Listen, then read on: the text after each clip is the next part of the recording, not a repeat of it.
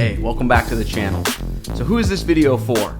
This video is for you if you're already at least a little bit familiar with HTML, CSS, JavaScript. You at least have heard of React and you know that it's a front-end library where you can break down your interface into components. So you're familiar with all of those basic concepts, but maybe you're confused on how to combine all of those puzzle pieces into a meaningful project. So in this video, we're going to learn about the MERN Stack, but let's not even worry about the technical details of what the MERN Stack is right now. We'll cover that organically and gradually throughout the entirety of this video.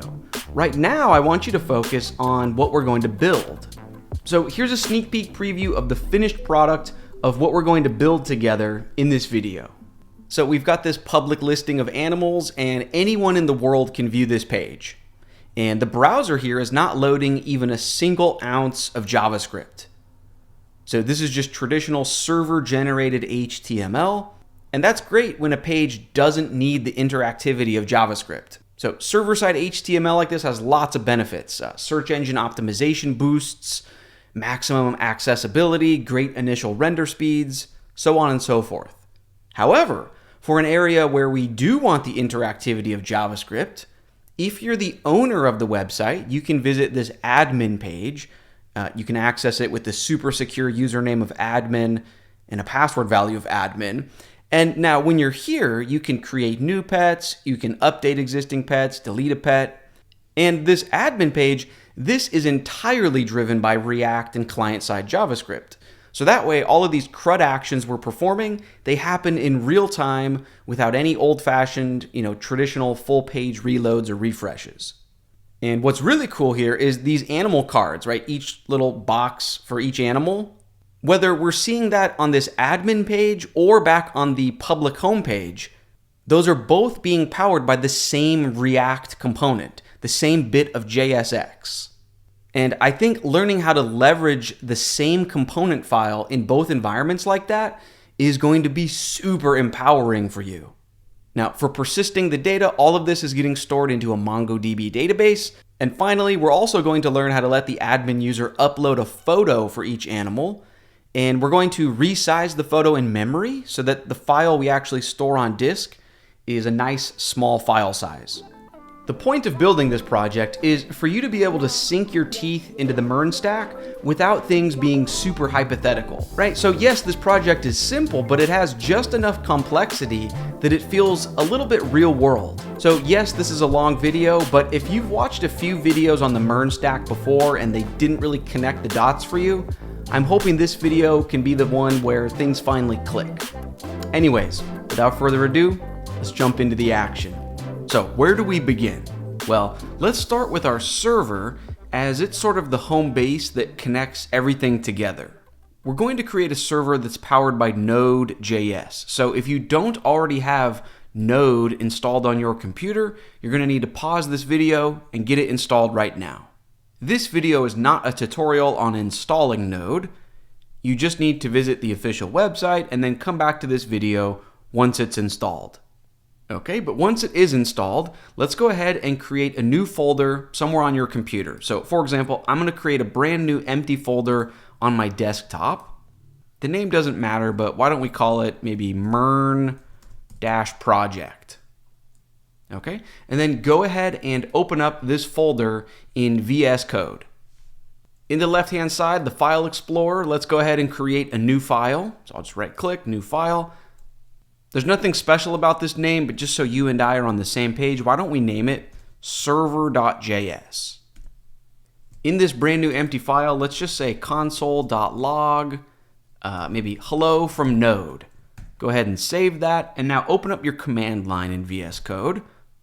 So that's Control-J on Windows or Command-J on Mac, and then just run this command with me. Let's say node, and then the name of our file, so server.js. Cool, hello from Node. So this means we successfully just executed our Node application. Awesome, but we don't want to just output a string of text. We want to build a web server. Now, there's no point in reinventing the wheel. There's already an amazing, unopinionated package called Express, and it makes it super easy to get a web server up and running with Node. So how do we get access to that package? How do we download it? Well, we're going to use npm node package manager. So first, let's set up sort of a grocery list that keeps track of all of our dependencies. So we'll say npm init-y. Go ahead and press enter. You'll notice that created a package.json file for us. And now when we install any third-party packages, this file will automatically keep track of which ones we need. So in the command line, now we can go grab Express. We can just say npm install express. Go ahead and press enter. Cool. And now let's go actually use it in this file to set up a really basic web server. So I'll get rid of this console.log line and let's pull in that package. So const express.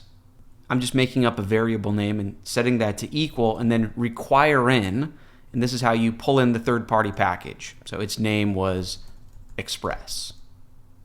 Now on a new line we can access this, so we just want to create a new instance of that. So let's create a variable. You can name it anything, but so we're on the same page, let's name it app. And that equals just a new instance of Express, right? We're just calling Express. Okay, but now we have our app. We can tell it to begin by listening for incoming requests. So we can just say app.listen, and let's tell it to listen on port 3000. Now before we save this file and test it out, let's set up two URL routes, right? So we would want the homepage URL route, but then we want people to be able to visit /admin as well. So we can say, and notice this is above the app.listen line. We're going to say app.get. So if someone sends a GET request, right, that's what happens when you just enter a URL into your address bar. A typical request is a GET request. And we're going to give this two things. So first we spell out the path. So for the home page, that would just be a /, right, sort of the root URL, the home page. The second thing we give it is a function that we want to be executed when a request comes in. So instead of B, you could give it an anonymous function or an arrow function. Let's do an arrow function with two parameters, request and response. After the parentheses, an arrow symbol, and then curly brackets, we can drop down. Now, request and response are given to us by Express. So when Express calls this function, it's going to give us things called request and response. Request represents the incoming request that the visitor is sending to your server, and then response represents your ability to send back a response to that visitor. So for example, if on our homepage we just want to send back a little bit of text that says, welcome to the homepage, we could just say res, response.send, give it a string and just say, welcome to the homepage. Okay, let's spell out a route for it when someone visits /admin. App.get for when someone visits /admin, comma, give it an arrow function or an anonymous function, but just give it two parameters, so request and response, arrow symbol, and just say response.send. This is the top secret admin page. Okay, let's go ahead and save this file and test it out. So in the command line, just go ahead and run node server.js. We're just running our Node application again. Only this time, it's never going to stop running until we tell it to stop running because it's a web server, right? It should be up and running forever. So with that running, if you go to your browser and open up a new tab and in the address bar, visit localhost:3000. Awesome, we see welcome to the homepage, and if at the end you add on /admin, as you might have guessed, this is the top secret admin page. So when it comes to the MERN stack and the MERN acronym, this is already the E and the N. The E stands for Express, right, which is just the web server package that we're using, and the N stands for Node, which is the language or runtime that we're executing all of this within. At this point, let's change gears and talk about the M in MERN Stack, which stands for MongoDB. So our Express server is great at listening for incoming requests, right? So users can visit our different URLs. When they're on a page, they could fill out a form or type into a chat box, anything that website visitors do. And then our Express server can receive that request and then send back an appropriate response. That's great, but in addition to that, we need something that is persistent or permanent. we need a place where we can hold on to data forever. And that's where a database comes into play. So that's what the M in MERN Stack, or MongoDB, is going to give us. So how do we get started with MongoDB? Well, there are about 10 different ways. So MongoDB offers a cloud service called Atlas. They have a free tier where you can sign up. They'll host your database in the cloud. If we were actually going to go live with our application, I would recommend this. However, for just our first simple project, this is a bit complicated because you would need to go in manually and allow your local IP address or add a wildcard, so on and so forth, just to establish a connection. So I actually think we should install MongoDB on our personal computer. Now, you could look up a tutorial on how to do that, how to install MongoDB locally, but I actually think the easiest way to do that is to just use Docker instead. Now, actually and truly learning Docker is its own video topic, but the good news is that we can 100% leverage Docker in this video to get MongoDB up and running without needing to know basically anything about Docker. So follow along with me right now. I want you to Google for something called Docker Desktop. Or if you visit the GitHub link in the description of this video, down towards the bottom here, you'll see that I have various links, and one of the links is to Docker Desktop. Anyways, from the Docker website, just go ahead and download and install Docker Desktop on your computer. It's completely free, so go ahead and pause the video and then come back and resume the video once it's installed. Okay, so once you have Docker Desktop installed, what do we do next? Well, for now, we don't actually need to do anything from this new Docker application window. We can jump back to this app in just a minute or two, but for now, what I want you to do is go back into VS Code, and in the root of our project folder, I want you to create a new file with me. So, new file, and the name of this file needs to be Docker, all lowercase, docker-compose.yml. In this new file, we're going to tell Docker that we want to spin up a MongoDB database that we can practice with. Now, in order to save some typing, because there isn't really much educational value in this file, I actually want you to just visit the GitHub link in the description for this video. So I've created this GitHub repo, and you'll see that there's a file called docker-compose.yml. So if you click on that file, and then you can click the raw button right here, and then you can just select everything here, copy it, and then in our new file, paste it in and hit save. Cool. So essentially we're just telling Docker, hey, we want to use MongoDB, and the username is going to be root, the password is going to be root. So obviously it's super insecure, but we're just installing it locally on our private computer, so it doesn't matter. Cool. Now, how do we tell Docker to actually start using this to spin up a MongoDB database? Well, open up your command line. So again, Control-J or Command-J. You can see my Node web server is still running, so you can press Control-C to stop that task. Okay, and now to tell Docker to begin working, we just say docker compose up and then -d. Go ahead and press enter. For me, that command finished almost immediately, but if you're using Docker for the first time, your computer will need to download about 700 megabytes for the MongoDB image. So be a little bit patient. But once that command does finish, you now have a MongoDB database up and running on your personal computer. Before we move forward, I do want to show you how you can start and stop the database. So even though we said docker compose up, you only run that once the very first time when you're first creating this database instance. So the idea of up and down is just a one-time thing to create or destroy the container. If you want to know how to start and stop the database, it's docker compose stop. So I can run that, cool, it stops it. If I want to start it up again, like imagine it's the next day or next week, it's just docker compose start. Cool. In addition to those commands, you can also go into your Docker Desktop application now, click on containers over here in the left-hand menu. Cool, and you see I have the one called MERN project. It's just based on the folder name. But if you hover over it, you can also use the stop and start buttons right here. Cool. So we have this database running on our computer. How do we actually connect to it and start working with it? Well, before we worry about connecting to the database from within our Node or Express app, let's first just try to connect to the database at all. So let's begin by using a GUI or graphical program. So what program should we download? Which program should we use? If you go back to my GitHub repo, down at the bottom, you'll see there's a link called MongoDB Compass. So you can follow that link. This is the official tool by the official MongoDB team. It's just a graphical app that makes it really easy to connect to a database and start working with it. So again, pause the video, go ahead and download and install MongoDB Compass.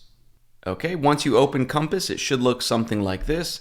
And now the question becomes, what value do we enter here to actually connect to a database? Well, when Docker created our database, remember we gave it a username and password of root and root.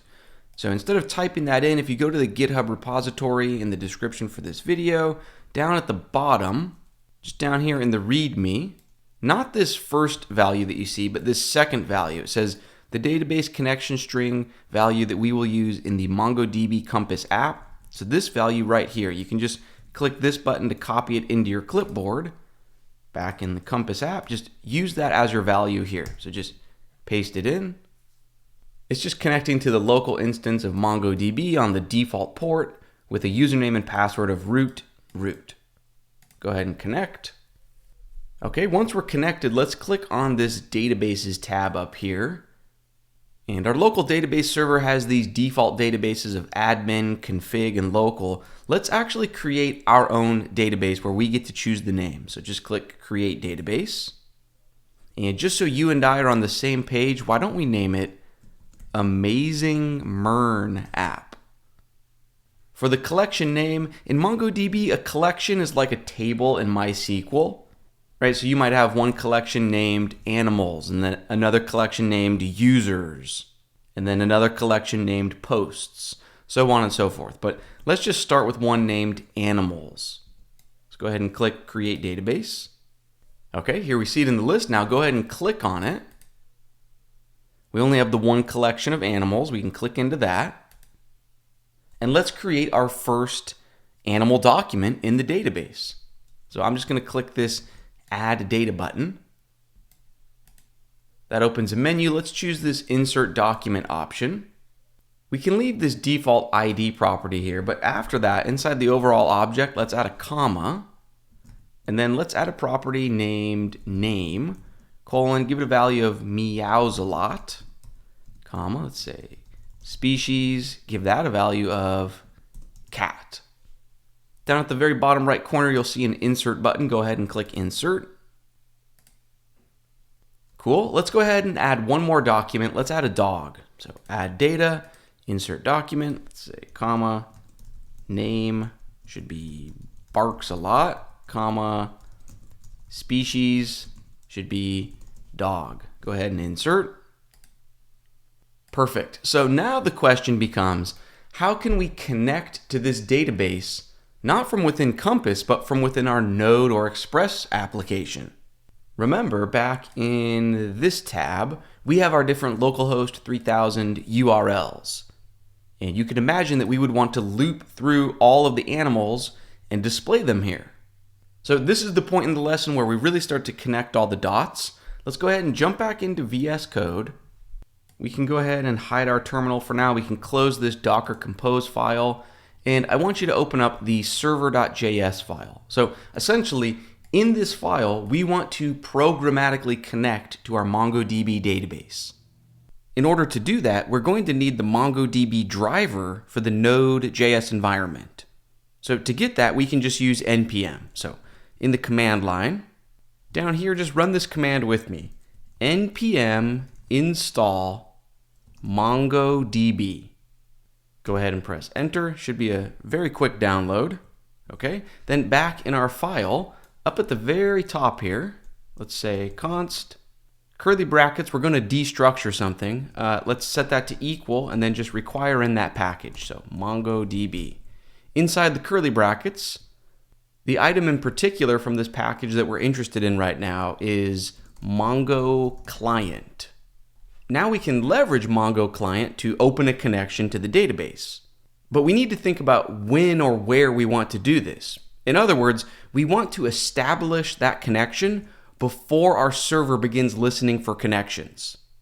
In other words, we want to have the database ready before anyone can actually visit any of our URLs.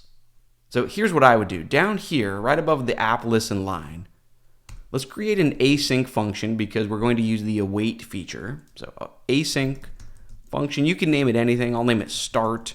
And then just right after the definition, just immediately call the function. In the body of our async function, let's say const client equals a new instance of Mongo client. Okay, and now in these parentheses, we just give it a connection string. Now this is very similar to when we connected to our database from within the Compass app. It's a little bit different though, and it's not very educational just to type out a long string in a video. So if you visit the GitHub link for this video, this first value down in the README, this is the connection string value that will work for our MongoDB setup. So again, it's just using the username of root, a password of root, localhost, default port, but then it's pointing towards our exact database name. Remember, we named our database Amazing MERN app. It's got this extra setting on the end to make sure that it plays nicely with our exact setup. So just go ahead and click this icon to copy that into your clipboard. Back in VS Code, just paste it into those parentheses.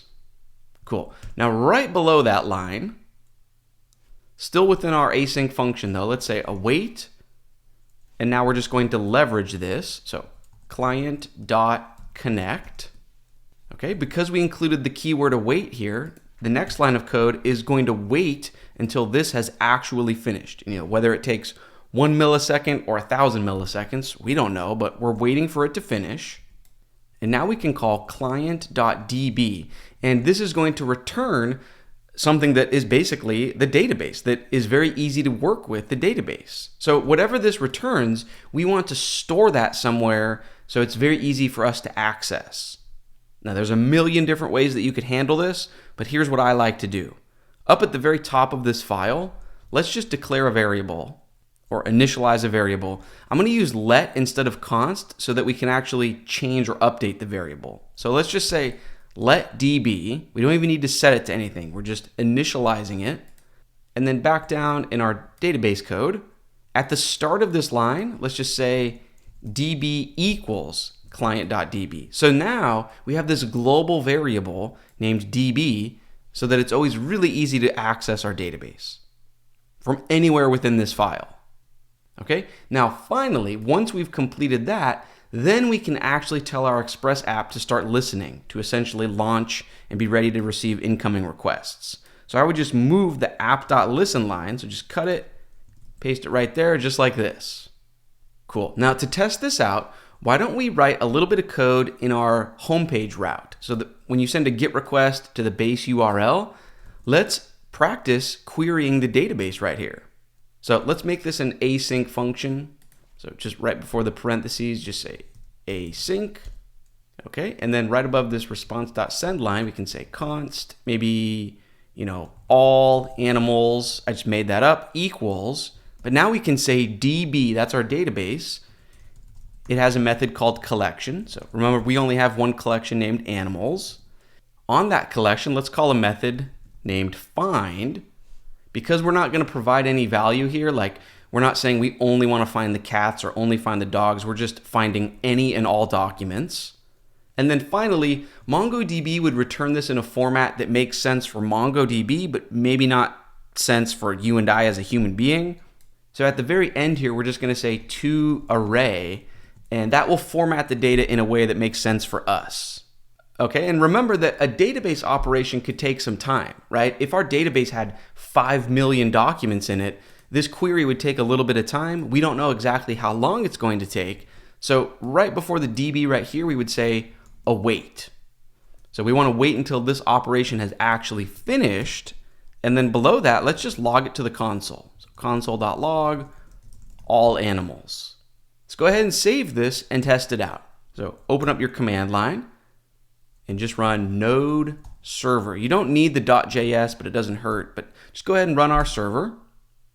Okay, and then back in our browser to test it out, if you visit the homepage URL, so just localhost :3000, go check your VS Code console. Awesome, you can see it logged all of the animals. This means that our Node app is successfully accessing the database. That's great, but we don't want to just output that to the console. We would want to output a list of the animals on the actual website, right? That we send back to the visitor. We'll get to that in just a minute, but let's take a quick time out. Because, for example, if we were going to go make that change, we would need to quit our Node application and then restart it. Because remember, our server is going to run until the end of time or until we stop it. So in other words, we can make changes to our server.js file, but unless you actually restart the task, it's not going to be using your new code. So we're going to stop right now, take a quick time out, and use a really popular package that will watch our file for changes. And when it detects a change, it'll automatically restart the task for us. So do this with me. In the command line, go ahead and press Control-C to stop our server. And then I want you to install this package with me. So npm install, and it's named NodeMon, right? It's going to monitor our Node application, so NodeMon. Go ahead and press enter. Okay, and now let's go use it. So to set it up, jump into the file named package.json. And we're looking for this scripts area. We're just going to create a new script. So right about here, we can make up a name for our task. Why don't we name it our server, colon, quotes. At the end of that line, be sure to include a comma. In the quotes, just say NodeMon and then the name of our file. So server.js. You don't really need the .js, just NodeMon server. And now in the command line, if you type this in, say npm run our server, go ahead and press enter. Now it will automatically restart our server for us anytime we save a change to our server file. Trust me, that's going to save us a ton of time throughout the rest of this video. Cool. So right now let's practice actually sending back a response so that a visitor to this website could see the list of animals. There's a million different ways you could do this. The most basic way would just be to spell out a string of text right here. So for example, we could get rid of this console.log line, and then for response.send, in the parentheses, get rid of the quotes and that value. And instead we could just have backticks and, have a heading level 1 that says, welcome to the page, close out the heading level 1. And then after that, we could say $ curly brackets to do something dynamic. We could take all animals. It's an array, so it has access to the map function. Inside that, you give it a function with one parameter, so we could say, animal, arrow symbol, and then have it return a string of text. So backticks, maybe just a paragraph or list item, whatever. Inside there, $ curly brackets say animal.name. And then dash, $ curly brackets animal.species. And then towards the end, after the closing parentheses, you could say .join and just join an empty string of text so that there's nothing separating them. So instead of an array, we just have a big string of text again. That's what we're sending as our response. We could save that, go refresh. Awesome, welcome to the page, meows a lot cat, barks a lot dog. Now, that works, but that was just to prove a point. And the point that I'm trying to prove here is that spelling out an entire HTML template in a string of text like this is bad, right? It's not organized, it's messy, it's gonna get unmanageable very quickly. So instead of doing something like this, developers will often use something called a template engine.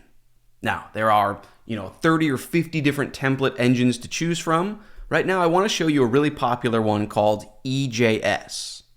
So you can do this with me. In the command line, we can press Control-C to stop our project and install a new package with me. npm install EJS. Go ahead and press enter. Okay, now let's tell our Express app that we want to start using EJS. Towards the top, maybe right below this line where we say const app equals express, let's just say app.set view engine, EJS. And then let's also spell out which folder we want to keep our view files or templates in. So I'd say app.set views. So where should our views live? And then just point towards a folder. So quotes /views. Okay, we can go ahead and then create a new folder in our project named views. In that folder, let's create a file and name it home.ejs. In this file, just say, hello, I am the home page template. You can save that, go back into server.js, and now for the home page route, instead of response.send, you can get rid of this entire response.send line, and instead just say response or res.render.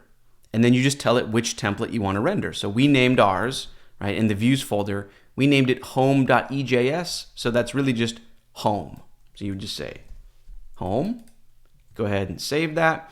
And then let's tell our server or tell NodeMon to start watching us again. So npm run our server. Go ahead and press enter. If you wanted to, you could open up a second terminal to install npm packages and just let this terminal always keep our app up and running.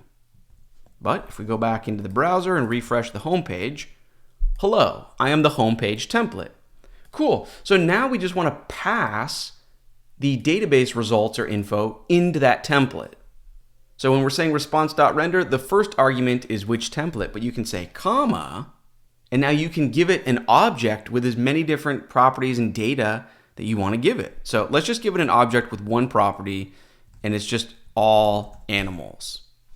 Okay? The idea is that now back in our homepage template, we can access that. So for example, let's have maybe a heading level one that says welcome. And then below that, imagine we want an unordered list. Inside that, imagine we wanted list items and just list out all the different animals. So in EJS, the syntax is a tag that looks like this. And then to close it out, it's percentage greater than. But inside that tag, we could say all animals dot for each. Inside that, you would give it a function, so function, or you could give it an arrow function, but I'll just say, the current animal that's been looped to, curly brackets, drop down. Now, at the end of this line, we could drop out of EJS. In the middle here, let's output a list item, and let's just have, animal.name dash animal.species. You might notice I included an equal sign here on the opening tag. That's just letting EJS know that I want to escape whatever text I'm including here. So escape and output the value. Okay, then down on this line, we'd want to jump back into EJS so that we can close out our loop. So we can go ahead and save that. And if we refresh, perfect. So this is a real dynamic listing of our animals. So you could go back into MongoDB Compass, you could add a third animal, right? So let me add another, say, comma, name, purrs loud, and the species is cat. I can go ahead and insert that. If I go back and reload the website, perfect. Now, if the year was 2003, we'd be done. We could just close out the video. But in the modern era, we really need to learn client-side JavaScript. So for example, when we visit our /admin route, we would not only want to see the pets, but we would want to be able to click on them to edit or update, their name or species or photo value. We'd also want to be able to click a delete button. And I guess what I'm saying is we want those actions to happen in real time, right? We don't want to have a traditional full page reload and refresh when we're performing those sorts of actions like creating a new pet, updating a pet, deleting a pet. And in order to have actions in a web browser happen in real time like that, we need to write client-side JavaScript, right? We need to be able to make network requests on the fly, asynchronously.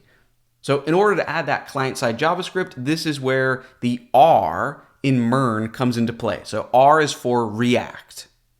Now, before we focus on React, let's first set up an HTML template for this /admin URL that tries to load a bit of client-side JavaScript.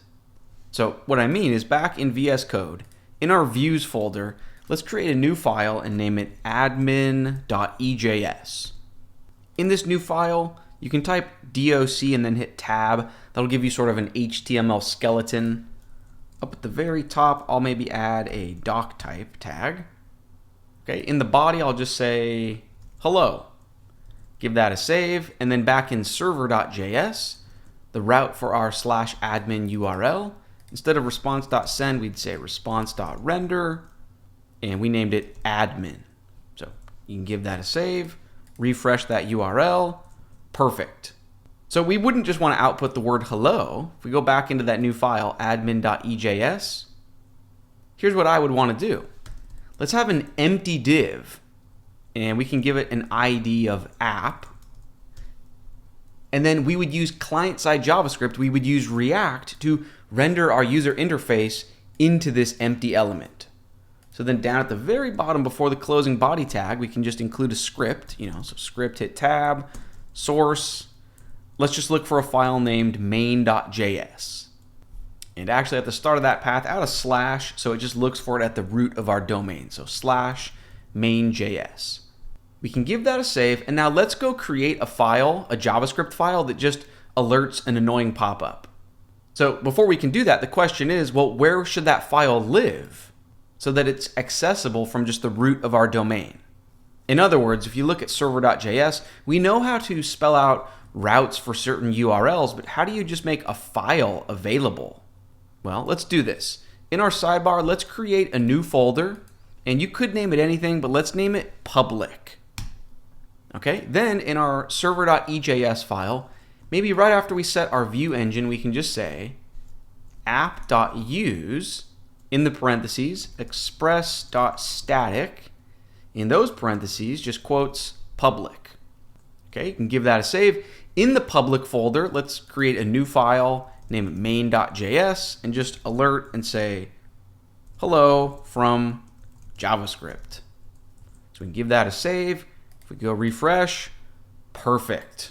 So now, instead of just a plain JavaScript file alerting that pop-up, we would want this to use React, right? And we want to build out our user interface using React. And then it would render into this empty div here. However, we can't just go into the main.js file and start writing React, and that's because React uses something called JSX.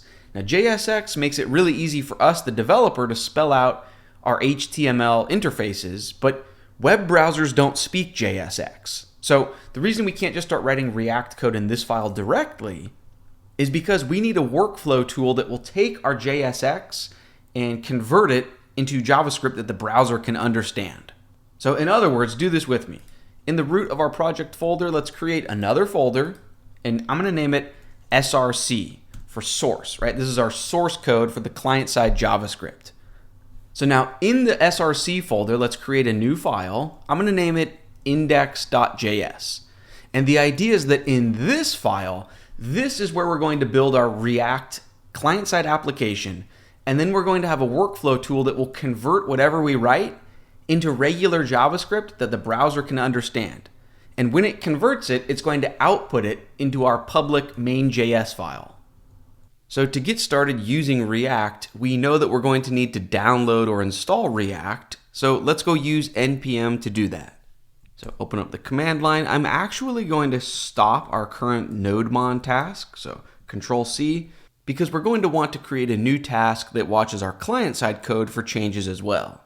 But anyways, in the command line, run this with me. Say npm install. We know that we would want React, but we would also want, so space another package named react-dom, right? React for the web browser. But that's not it. Let's grab a few other packages that will help us automatically convert JSX into regular JavaScript. So we're actually going to install a bunch of packages right now. So type this out, @Babel/core space, and then @Babel/preset-react, another space, Babel, no @ symbol this time, just Babel-loader, and then a space. After Babel loader, we also want Webpack, and then as well we want Webpack-CLI, and then a space, we want Webpack-node-externals. And finally, just one more package, we want something called npm-run-all. That's it. Before I press enter, if you want to pause the video so you can type this out, that's okay. Do note that this is just jumping onto the next line. So this is @Babel/preset-react. Okay, let's go ahead and press enter. Cool. Now, out of everything we just installed, Webpack is actually the key here. So Webpack is the automation or workflow tool that can automatically bundle up our JSX and convert it into regular JavaScript that the web browser understands. So the question becomes, how do we tell Webpack to do exactly what we need it to do? Well, in the root of our folder, we just create a file, and it needs to have this exact name of webpack.config.js. Now, in terms of what should go in this new file, well, that's not super educational. So we're not going to spend a ton of time typing out the exact configuration. Instead, I want you to go to the GitHub that I've linked for this video. And just at the homepage for this repository, you'll see there's a file named webpack.config.js. So you can click on that file, then click the raw button, and then just Control A or Command A, select everything here, copy it into your clipboard. Back in our Webpack config file, just paste it in and hit save. Now, we're not going to go over this file line by line, but to give you a bird's eye view, essentially we're loading the tools that can convert JSX into regular JavaScript, and then we're just saying that the entry point or our source code is the index.js file in the source folder. We're saying that we want to output it into the public folder and name it main.js. Now, this code down here at the bottom, this is a bit of extra credit that we will touch on towards the very end of this video. But for now, we don't need to overanalyze this file. You can go ahead and close it. Okay, now the question becomes, how do we actually tell Webpack to start transpiling or compiling our JavaScript? Well, I need you to jump into our package.json file with me. So remember this scripts area when we created our server? We're going to create another script or task right now. So maybe on this line, I would say quotes. We could name it anything, but why don't we name it our Webpack, colon, quotes, be sure to end that with a comma. In the quotes, just say Webpack and then a space, dash, dash, watch. So just like NodeMon was watching our server file for changes, Webpack can watch our client-side JavaScript for changes, and anytime it detects a change, it will rebundle or retranspile things for us. Cool. Now, to avoid us having to run both of these tasks, right, one for the back end and one for the front end, why don't we create a task, so a new line, I'll name it dev, you could name it anything, but colon, quotes, comma, and let's just have this one command run both of these commands. So in the quotes, I would use the run-p. That's why we installed the package named npm run all. It gives us this command which lets us run multiple commands in parallel, so at once. And then just say, our server space, our Webpack. We can go ahead and save this file, and now to test it out, down in the command line, just run npm run dev. Press enter. To really test this out, jump into your source folder index.js file, and let's just alert a pop-up that says testing if Webpack is working. So give that a save, and now if we go refresh our website, and remember it's the /admin URL that's actually loading the client-side JavaScript. If I refresh, perfect, testing if Webpack is working. So what's going on is Webpack is taking this code and then it's going to output it into our public folder's main.js. And that's what the browser is actually loading. In other words, in this index.js file, we are free to actually start using React now. So let's get started. Let's get rid of the alert and start working with React. Just a note, I'm going to move very quickly with React. This is not a video about learning React from the ground up. I already have a 10-part series on my channel called The 10 Days of React. And I also have a video that's over an hour long on learning how to work with state in React. So in this video, I'm assuming you've at least heard of React. Maybe you understand what it is, right? It's a front-end library. It lets you break your code down into components. But maybe you're curious how it fits into the bigger picture of web development, or how to set up something real world with it, so on and so forth. So if it feels like we're moving way too quickly with React, you might want to watch another React tutorial after this video. But anyways, let's go ahead and get started. So we would import React from the React package, Let's also import, and then we're going to destructure it, and we want create root from the React DOM package. Future Brad here with a quick interruption. At the end of this package name, it should actually be /client, like this. So react-dom/client. I forgot to include the /client until about 30 minutes later into the video.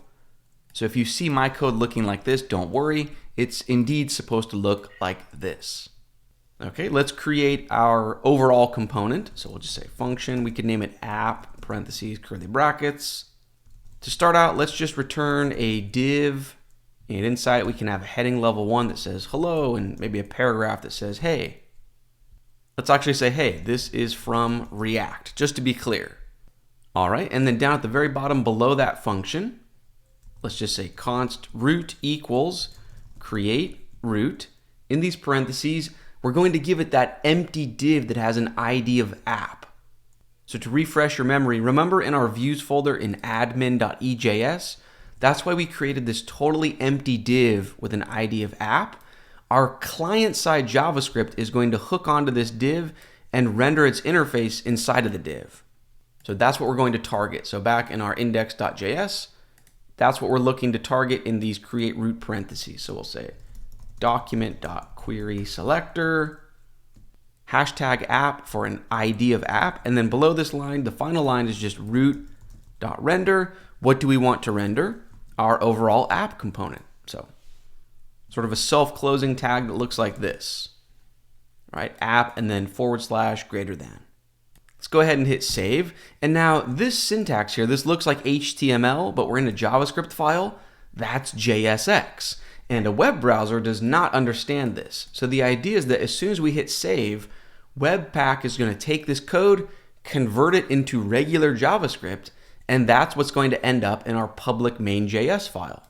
So if we go back and refresh, awesome. Hello, hey, this is from React.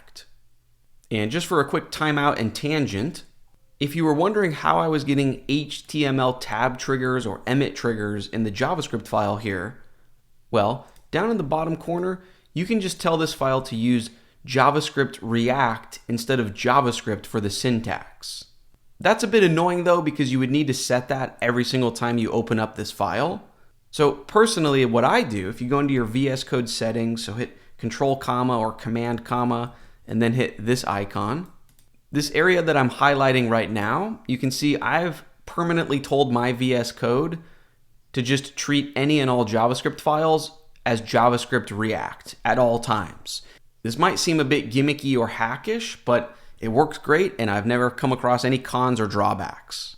Also, on just a random note, if you're wondering about EJS, maybe in your EJS files, your VS Code was a bit awkward or getting confused, just know that there is this great extension in VS Code called EJS language support by Digital Brainstem. So that's what I have installed that makes working with EJS files a bit easier. Okay, that's enough on the tangents. Let me close those files. And let's focus back on writing our JavaScript code, our React code. Let's give ourselves a goal. So let's imagine we just want to output a list of the animals, right? So whether there's 2 animals in the array or 100 animals in the array, we want each animal to have a little bit that says, hi, my name is Meows-a-lot and I'm a cat. Hi, my name is Barks-a-lot and I'm a dog. So to practice staying organized, you could spell out that interface right here in this top level JSX, but why don't we create a separate component called animal card? So down here, I would just say function, animal card, parentheses, curly brackets. In the parentheses, let's have a parameter called props. And then all that this function needs to return, so return. If you had multiple lines of HTML, you'd have parentheses. If it's just one single line of HTML, you don't even need the parentheses. Maybe let's just return a paragraph that says, hi, my name is blank, and I am a blank. And then instead of this blank, it would be curly brackets to do something dynamic in JSX, props.name, and then I am a, this would be curly brackets, props.species. So now imagine in our overall app component, maybe we had 50 or 100 animals, it can just loop through the array of animals and use this once for each item. Before we fetch the real data, let's just hard code this as a quick example. So up in our app component, let's make up a bit of fake data. So you could say const animals equals an array. Each item would be an object, right? So name, meows a lot, comma, species, cat. And then comma, one more object, name, barks a lot, comma, species, dog. But you could use your imagination that this array has 100 items in it. And then maybe below this paragraph, you could just say curly brackets to do something dynamic. We could start working with this array of data. So animals.map to do something once for each item in the array. In map, we give it a function. I'll actually spell it out. I think it's a bit more intuitive seeing it this way than an arrow function. But see, function, parentheses, curly brackets. In the parentheses, we'd give it a parameter. So this is the current animal that's been looped to. In the parentheses, we'd want to return something. And what we would want to return is just a bit of JSX. Only instead of spelling out a paragraph that says, hi, my name is, you could just use our animal card. So we could literally just return animal card, self-closing tag. So a self-closing animal card to use this component, and then just give it a few props of name and species, right? So name equals animal.name, right? The current animal that's been looped to. And then species equals curly brackets, animal.species. So you can save that and then refresh. Cool. Oop, looks like barks a lot's missing his species. That's because I had a typo here in the second instance of species. Cool, but you get the idea. So now instead of this fake hard-coded array, imagine if this data was actually pulling from our database. Well, let's do that now. Let's make that happen. Our first step would be to go into our server.js file and create a new route that just outputs raw JSON data instead of an HTML document. So for example, maybe right below this admin route, I would just spell out a new one. So app.get. We give it two arguments, so A, B as placeholders. The first one is the URL, so it would be /, and I'm just totally making this up, but why don't we say maybe API/animals. Okay, and then the function for that, so instead of this B, it would be arrow function, arrow symbol, curly brackets. In these parentheses, let's have request and response. And then we don't need to rewrite code. To query the database, we can literally just borrow this line of code, right, that queries for all animals. So I would just take that line, copy it, paste it, and then on the next line, just say response. Instead of send or render, we're going to use response.json, and Express will automatically send the right type of headers so that this is recognized as just raw JSON. So in the parentheses, just all animals. Let's give that a save. And now we can go test it out in the browser. So if you visit 3000/API/animals, whoops, you'll get an error screen like this because I forgot to include the word async right before our function. Right? You can only use the await keyword inside an asynchronous function. So if I save that and try it again, perfect. So this URL gives us just raw data with all of our different animals.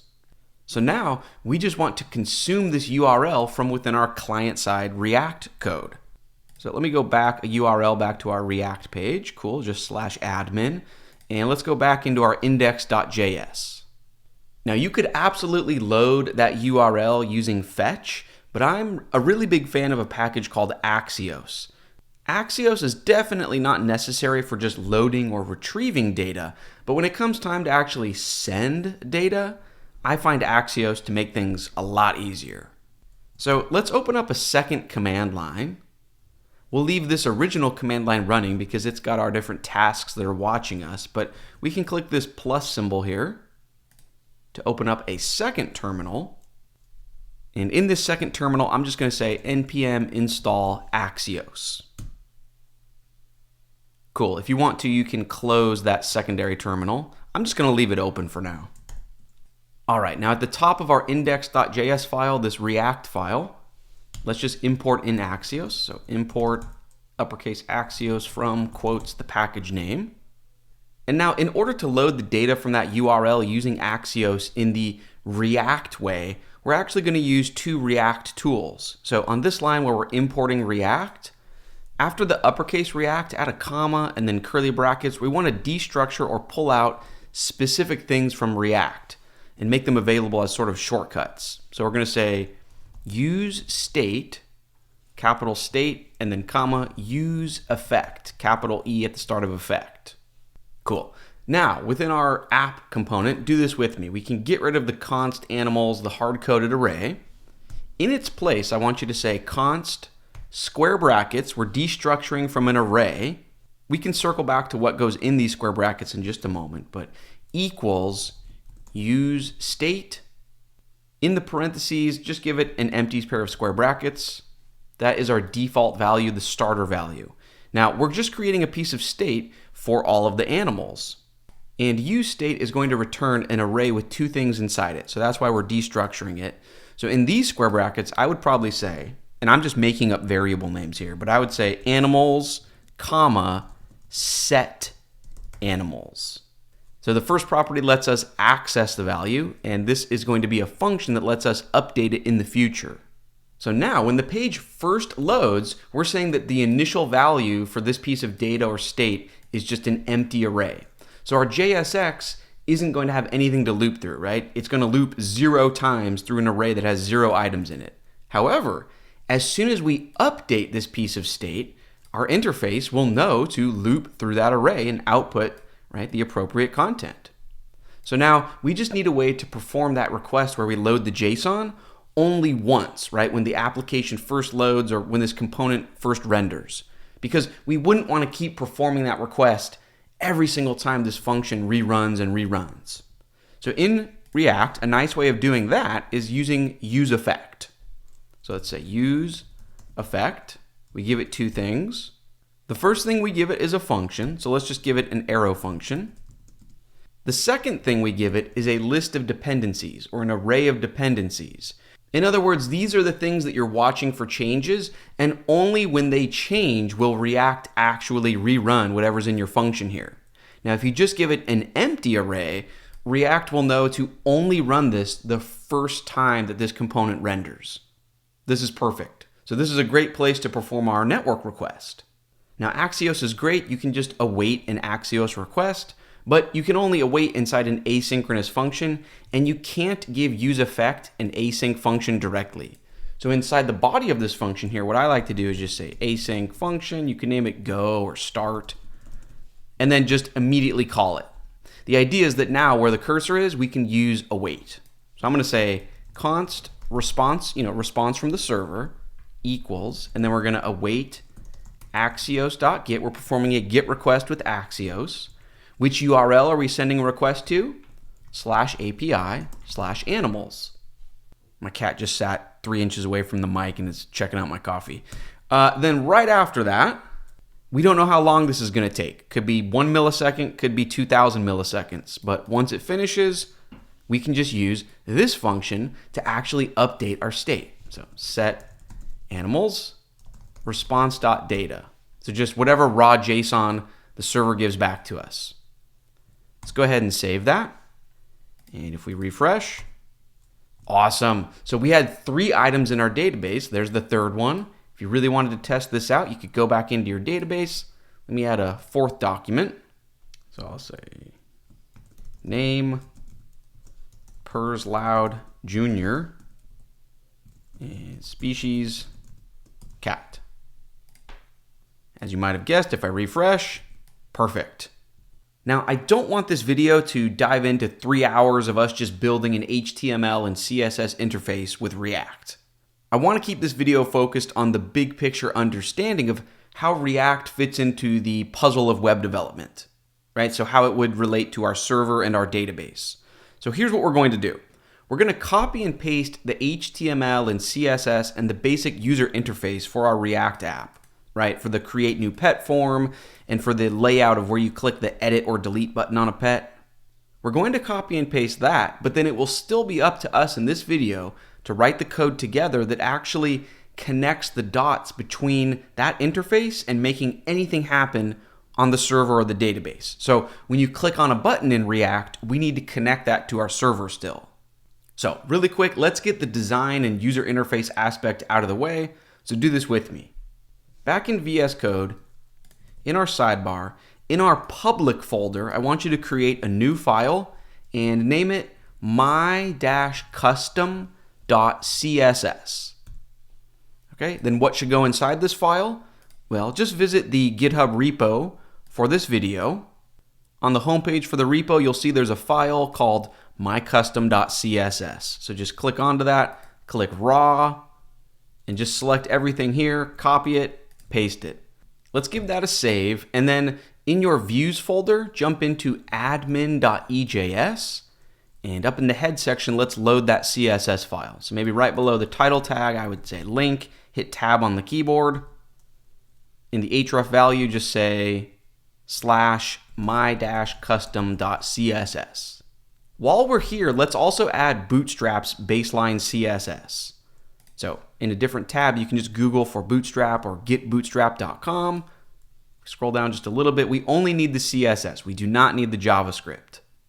So here we see include from the CDN, and then this link, CSS only. I'm just going to click this button to copy it to my clipboard.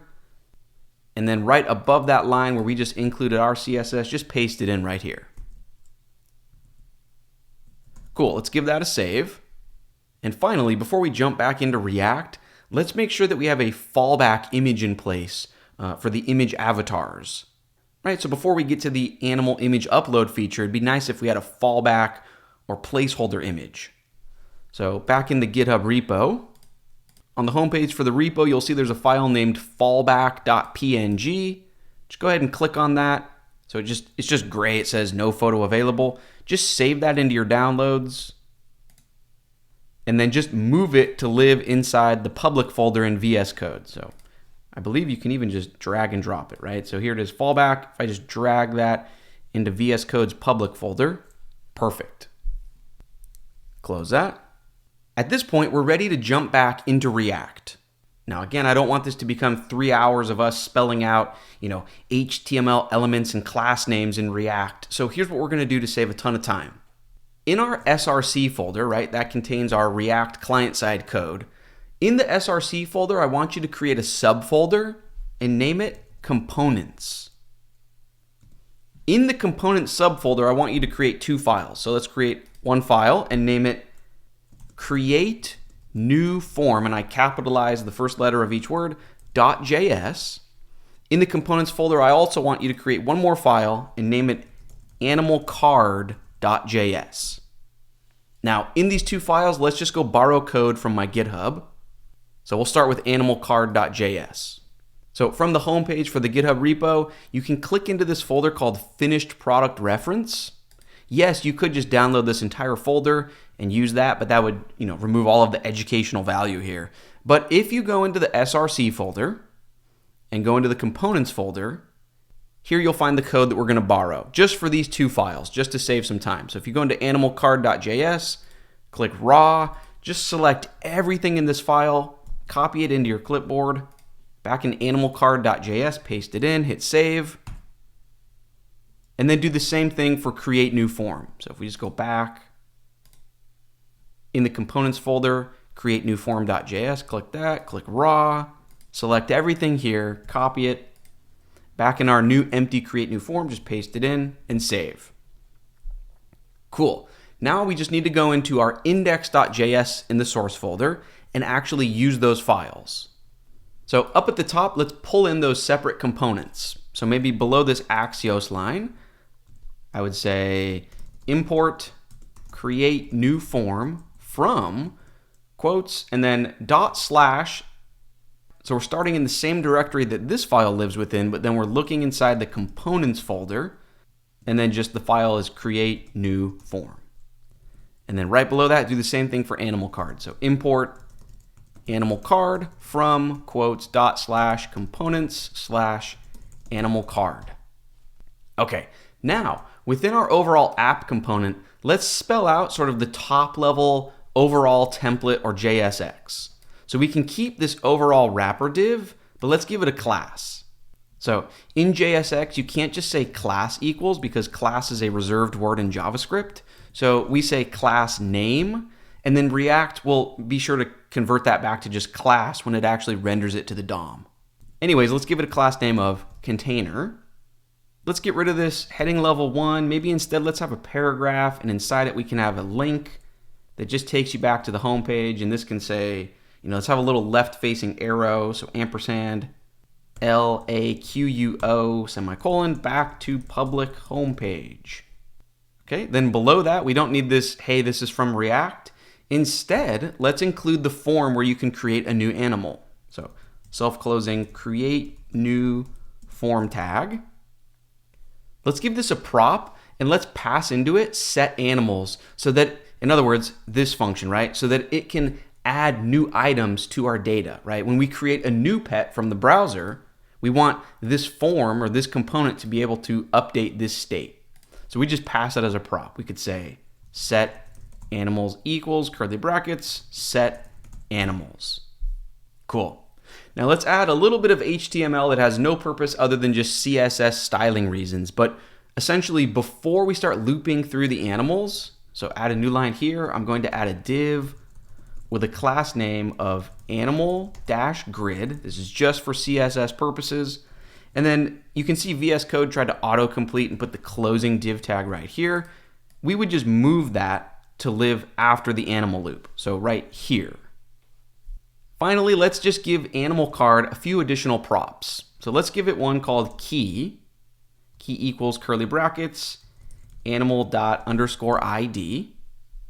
For React's own performance reasons, when you're outputting a list of items, you want to be sure to give it each one a unique key value. Let's also pass in their photo value. Now at the moment, right, in our database, each animal doesn't have a photo value, but we're going to add that in just a little bit in this video. So in addition to passing in, name and species, I would just say photo equals curly brackets, animal.photo. Let's also pass in their ID, right? So in the database, right, the _ID, each animal has a unique ID value. So I would just say ID equals curly brackets, animal._ID. And finally, we do want each individual animal card to be able to update itself or delete itself. So in other words, we would want to give it access to that state function called set animals. So I would just give it a prop, set animals equals curly brackets, set animals. Let's go ahead and save this and test it out. So back in the browser. I was going to be surprised if it worked on the first try. So anytime I go more than 20 seconds without testing something in the browser, I probably made a mistake somewhere. So what you can do is just right click on the website, click inspect, and we're just going to look at the console. It should give us a hint as to what's wrong. So it says identifier animal card has already been declared. That makes perfect sense, right? So back in our index.js file, since we're importing, create new form and animal card, we don't want that function in this file any longer. So towards the bottom, go ahead and get rid of this, simple placeholder animal card function that we had. Just delete it entirely. Let's go ahead and save the file, test it out again. So if we refresh, and again, I'm refreshing the /admin URL. Perfect. So there is the create new form to create a new animal. But if you scroll down, awesome, you see a list. Let me zoom out a little bit. There is a grid view for all of our different animals from the database. Cool. So we didn't spend the time to actually write out the HTML and CSS to make it look like this, but that's not what this video is about. What this video is about is making these edit and delete buttons come to life and making this create new animal button come to life, right? We need to tie that into our server and into our database. But actually, before we start working on those create, update, and delete features, let's first not forget that the entirety of this /admin section of our website, that it should be password protected, right? The general public should not be able to view this URL. In fact, we would want every URL on our website except for the base homepage URL to be password protected. That way the public can view or load our data, but they can't, create, update, or delete any data. Now in this video, we are going to use the most oversimplified way of password protecting something, because if we didn't, this video would become a 3-hour video about password hashing and cookies and CSRF attacks and protection and sessions and tokens and so on and so forth. If you're interested in learning how to actually set up a real account registration system like that, where you can register for a new account and log in and log out, you might be interested in my premium 27-hour full stack JavaScript course on Udemy. In that course, we build a simple social networking app, and along the way, we take the time to actually learn about authentication. But in this video, we're going to set up a super oversimplified username and password system, just to keep this video somewhat short and digestible. So, how do we set things up so that anyone in the world can visit this URL, but in order to visit this URL, you need to know the secret password? Well, let's jump into our server.js file together. And to make this happen, we're going to create our own custom middleware function. So up towards the top of our server.js file, maybe right above our app.get route, so maybe right about here, let's create a function. The name doesn't matter, I'm just making this up, but just so you and I are on the same page, why don't we name it password protected, parentheses, curly brackets. Now you heard me use the phrase middleware. So what in the world is a middleware?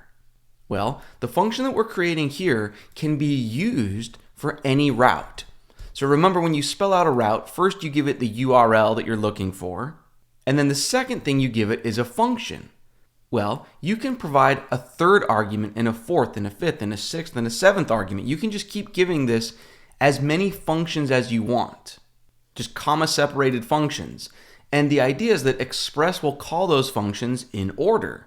So essentially, we're just going to use this password protected middleware function as sort of a gatekeeper. Well, we wouldn't do it for the homepage URL, but for example, for admin. We could tell Express right about here that, hey, you need to run the password protected function before you run this function. Let me show you how this works. So in the parentheses for password protected, we give it request and response. That might seem intuitive, right? Because obviously a function would need those things. But we're also going to give it a third parameter called next. So Express will give us this, and then within our function, we can call that whenever we've determined that things should actually move on to the next function. So in the body of our function, let's do this. Let's say response.set, and we're just going to say www-uppercase authenticate, comma, basic realm equals, and now we're already inside of double quotes, so I want you to include single quotes. Inside the pair of single quotes, we're just making up a name. Maybe call it our MERN app. On the next line, let's set up an if-else block. So if parentheses, curly brackets, else. Okay, now for the condition, let's say if request.headers.authorization, if that equals, and then we're not actually going to type this in, so it doesn't matter what you include here, just type something that you're not going to type in the password input field, because we don't even know what we want the correct password to be yet. So it does not matter what you enter here for the next 30 seconds. But the idea is that if someone input the correct password, then we would just call the next function, right? So essentially our gatekeeper function would just say, hey, Express, you can run the next function for this route. If they got the password wrong, then we could just say response.status, throw a 401 error, which means unauthorized, and then let's say .send and just say try again. Cool. Now, in order to find out what we would actually want the secret password value to be, do this with me. Before we send back our status in the else block, I want you to say console.log request.headers.authorization. Cool, so we've spelled out our middleware function. Now we just need to use it. So let's go set it up for the admin URL. So after you've spelled out the URL, you can start to include functions, and you can have more than one. So after this comma, you could just say password protected, comma, and then you have your next function. So you can absolutely use a middleware individually for each URL like this. So if you also wanted to protect our API animals URL, right about here, you could just say, password protected, comma. But in our case, I'm going to actually get rid of those. I know for a fact that I want to password protect every single URL except for the base homepage URL. So here's what you can do. The ordering matters here. So after we've spelled this out, I'm going to say any URLs that come after this should just use our password protected middleware. So just app.use, and that's going to use it for all routes. And then just our function name was password protected. And just to be clear, the ordering here matters. If I would have included this line before the homepage route, then even it would be password protected. But because it comes first, it will not have this applied. So I'm going to go ahead and save this. And then I want you to open up your command line so that we can see what's getting logged to the server's console. So yes, you can visit the homepage URL, but if I try to visit /admin, perfect. Now let's fail the login on purpose. So just type, 123, 123. Obviously that fails. However, in the server's console, you see this value. So the combination of your username and password, that's getting base 64 encoded, and that's the value we see here. So in order to determine what we would want this correct value to be, I just want you to try to log in with the username and password combo that you would actually want to use. I'm not actually going to push my app onto the web, so I'm just going to choose the super insecure combo of admin, and I'm going to also make the password admin. So if I try to sign in with that, it fails, but now we know that the base 64 encoded string for admin is this. So what you could do is just select that, copy it into your clipboard, and then use that for your if check. So if the authorization equals, and then just use that value. So just paste it in. Cool. So go ahead and save that. And now if I, refresh and try to log in with admin, it's a match, it lets me in. Perfect. And your browser will remember that. So if you refresh, you don't have to keep entering it again and again. However, that's Chrome. If I open up Firefox, where I have not logged in, yes, I can visit the homepage, but if I try to visit /admin, perfect. And if I enter the wrong password, there's no way I am not getting in. Now, obviously, this would be susceptible to a brute force attack, but setting up a perfectly secure login system is 9 billion% outside the scope of this video. The point is, we have implemented a very basic password protection. With that set up, we can jump back into React. So let's try to connect the dots between when this button in React gets clicked on and how our server and database can actually add a new animal. To make sense of what's going on here, let's go look at the Create New Form React component. So in our SRC folder, in the components folder, jump into createnewform.js. So down in the JSX, you can see we have this HTML form, and when it gets submitted, it's going to run a function called submit handler. So if we go look for that function, it's got a little bit of extra code here because we're not just sending a simple form, we're sending a multi-part form because we want to be able to send a file, the photo that you can upload. We can talk more about that later. But really what I want to draw your attention to is ultimately it's just going to send an Axios post request to the URL of /createAnimal. So what we need to do is go into our server and create a route for when you send a post request to createAnimal. So let's go do that. So right now jump into your server.js file and maybe down below the API animals function, or route I should say, let's spell out a route. So app dot, and it's not get, it's post. So a GET request is when your browser is trying to retrieve data. A POST request is when the browser is sending data. So when the server receives a POST request and the URL is /create-animal, comma, then we just want to run a function. So let's spell out an async arrow function. So arrow symbol, curly brackets. In these parentheses, let's have request and response. Now, before we get too many steps ahead of ourselves, let's just log to the console what the browser is sending to the server, so we can make sense of what's coming in before we try to save it to the database. So let's just say console.log request.body, and then we can just send back. So response.send, thank you. Now, before we save this and test it out, I wish this was included in Express by default, but in order to easily access the data that the user is sending across, we do need to go up towards the top, and maybe before the password protected function, just type this in with me.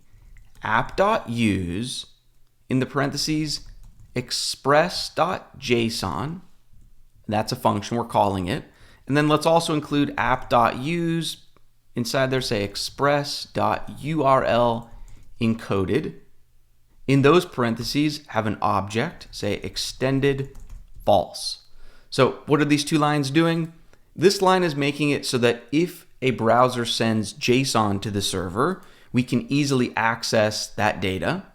And this line is saying that, if someone, instead of an asynchronous request, if they just submitted a traditional old-fashioned HTML form, well, we want to be able to easily access that data as well. Now, 9 times out of 10, or even 95 times out of 100, these lines are all that we'll need, right? Someone's either sending an async request with JSON, or they're just submitting a traditional HTML form. However, in our case, we want the user to be able to send along a photo or an image of the animal, and in order for the browser to send a file like that, it needs to use a special form type called multipart.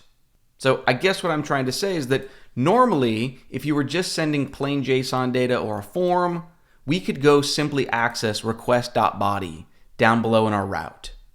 But because the browser is sending a multi-part form, we need to take one more step. In order to easily work with multi-part forms in Express, we're going to install a package called Molter.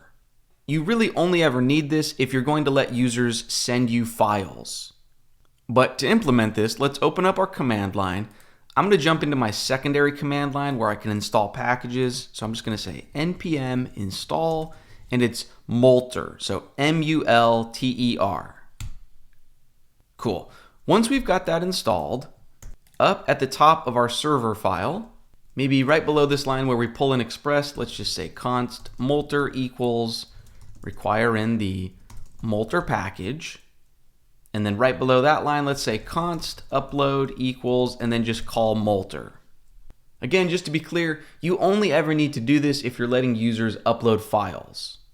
Anyways, now if we go back down to the route for create animal, because this route in particular is dealing with a multi-part form, we would want to include that upload middleware.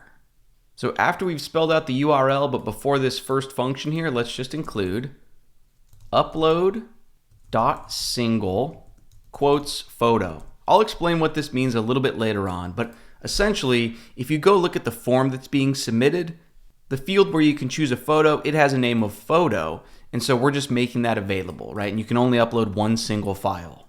Anyways, with this in place, we can save this, and now remember our goal, we just want to see what gets logged to the console before we try to save anything into the database. Let me go back. If I refresh the page, for the animal name, I'll just choose testing 1, 2, 3, 4, 5 species of hamster. If I click create new animal and then go look at my server's console, we see it's an object and it has different properties. So photo is empty because we didn't do anything with it, or I should say we didn't even choose a file here. But name, testing 1, 2, 3, 4, 5 species hamster. So let's do this. Let's work on saving a new document into our database with the name and species, and then once we have that actually working, then we can worry about the photo feature. All right, now before we actually save any user-submitted values into our database, we need to be careful. We have to assume the worst, and that means that people will try to submit malicious values. Now, if we were using a MySQL database, we'd want to protect ourselves from a SQL injection attack. In MongoDB, that isn't really a threat, but instead, we don't want to let users submit a value that can get interpreted as an object instead of just a simple string, right? Because the object could contain MongoDB commands. In addition to that, we'd also want to probably strip out any HTML from the values they're sending before storing it in the database. Now, this act of sort of cleaning up the data before we save it, we're not only going to want to do this for the create animal feature, but we'd also want to clean up the data when you edit or update an existing animal, right? We want to clean up the name and species values. So with that in mind, I'm going to create a reusable middleware function. We could name it anything. We could place this function anywhere. In JavaScript, function definitions are hoisted, so anywhere in our code can access it, even if we write the function down here at the bottom. So maybe below the create animal route, let's have a function.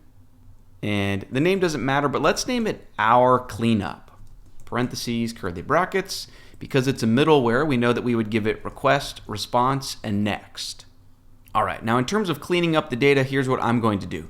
First of all, I want to make sure that the name, the species, and maybe even the incoming ID for an update action, I want to make sure that those are simple strings of text. I don't want any objects accidentally getting through. So I would just, there's a million different ways to do that, but here's what I would do. I'd say if, in the parentheses, if type of request.body.name, if that does not equal a string, right? So if it is something other than a string, then I'm just going to set it to be an empty string. So request.body.name should now equal just an empty string. And then I'm going to do this same thing for species.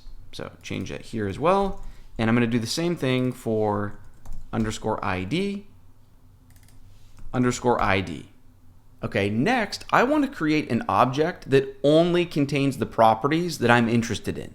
In other words, when someone sends a request to our server, they could manipulate the request to have, 50 or 100 different properties that they're sending over.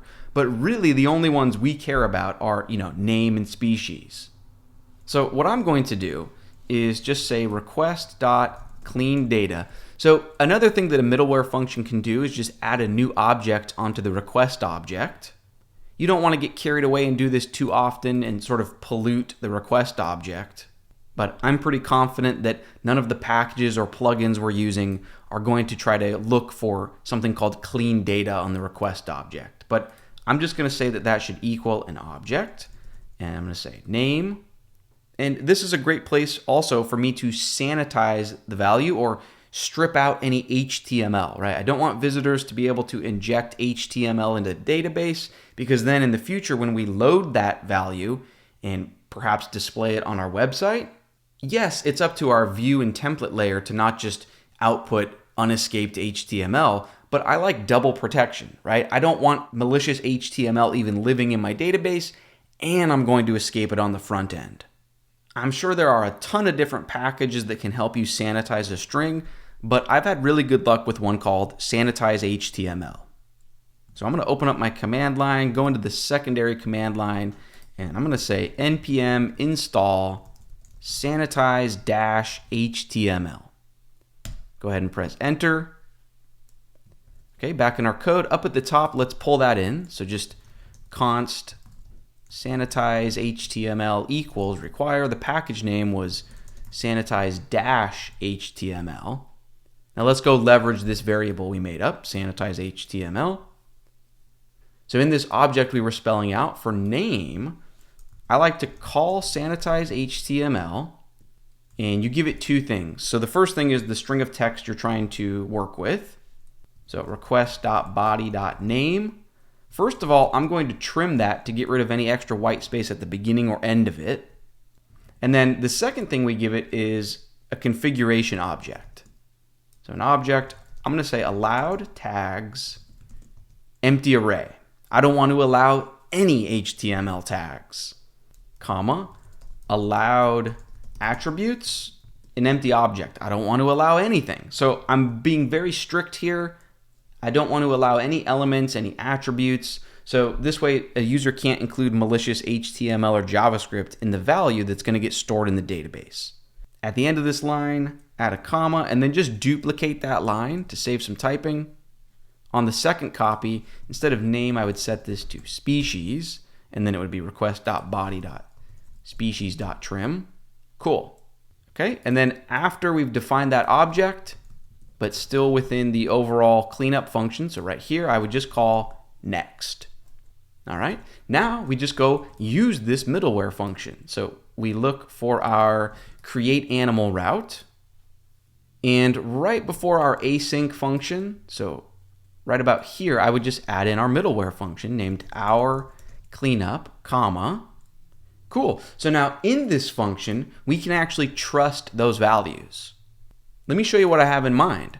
So let's add a new line and say db.collection, right? We're working with our MongoDB database. We're ready to actually save a new document into the database. So the collection, we named it animals, and then that has a method called insert1. As you might have guessed, you give this an object.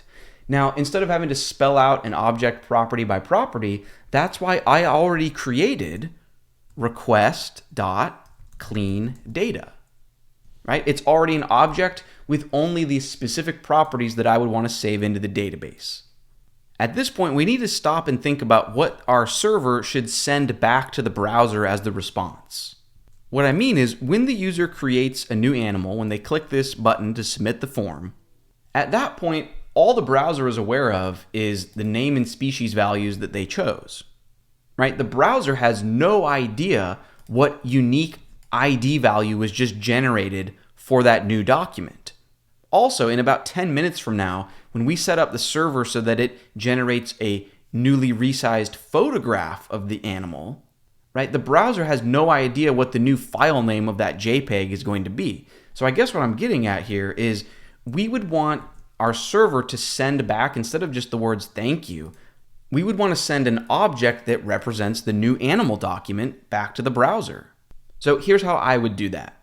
On this line, when we're inserting one into the database, at the start of that line, let's say const info equals, and then let's await that. So who knows how long it's going to take, but we want to wait until it finishes. Now the question is, what does the insert one method return, right? What's going to live in this info variable? Unfortunately, it's not going to be the entire new document, but info is going to contain the ID of the newly created document. So we can just run one more query right below that.